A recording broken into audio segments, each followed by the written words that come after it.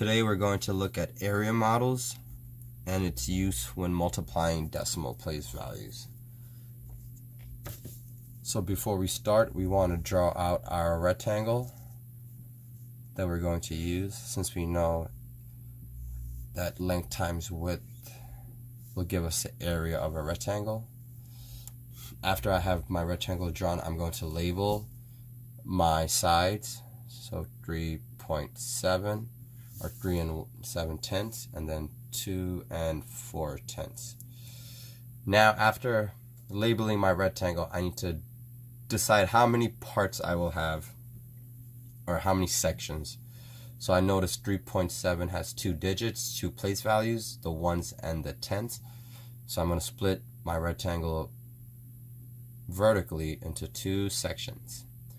And the size is arbitrary. It doesn't really matter as long as we know that we have 2 sections because of our 2 digits. Now I'm going to look at what my values are. So I have 3 ones and 7 tenths. Now I'm going to do the same for my other side.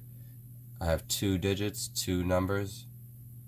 So that's 2 ones and 4 tenths.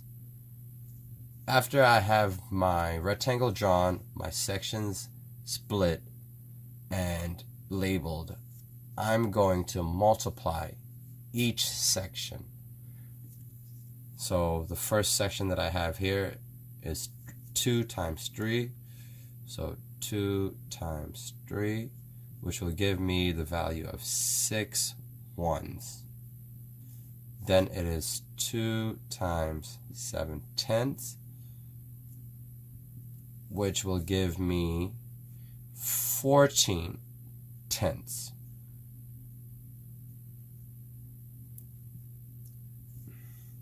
Then I have 4 tenths times 3, which will give me 12 tenths. And now my last value is going to be 4 tenths times 7 tenths. Since these two values are already in the same unit, I'm just going to go ahead and place my decimal, and I'm just going to multiply. So I know that 4 times 7 is 28. So our value here is actually going to be 28 hundredths. This is different from what we did in the last 2 multiplication sentences, because we have 2 numbers that are already in the tenths, whereas we had a factor here and a factor here in the ones place. After we find out the product of each of our sections, we're going to find the sum. So it's 6 ones plus 14 tenths. And I know that 14 tenths is the same as 1.4, 1 4/10. I know that 12 tenths is the same as 1 2/10. And then my last value is 28 hundredths. To make the addition process simpler and less confusing, I'm going to just place zeros in each of the other place values that I have that do not have a value. So let's add our hundredths. 0 plus 0 plus 0 plus 8 is 8. Let's add our tenths. 0 plus 4 plus 2 plus 2 is 8. I put my decimal here, and then I add my 1. 6 plus 1 plus 1 is 8. Very important that our place values are aligned. I use the decimal point to make sure that all my numbers are in the correct place value. And then I make sure if I need to regroup, I regroup. If I don't need to, then I just add straight ahead.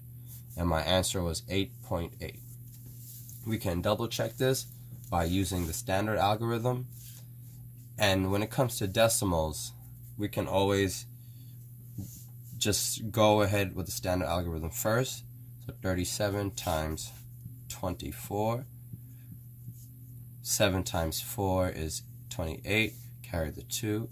4 times 3. 12 plus 2 is 14. So 148. Then my placeholder, 2 times 7 is 14. I regroup my 1. 2 times 3 is 6, plus 1 is 7. I find the sum after I find my two products, 8. 4 plus 4 is 8. 1 plus 7 is 8. And now I have 888.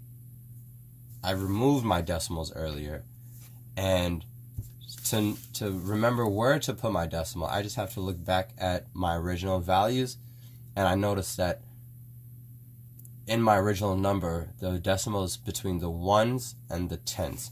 So I'm going to look back at my new product, and I'm just going to place the same decimal between the ones and the tenths. I notice that both my answers are the same.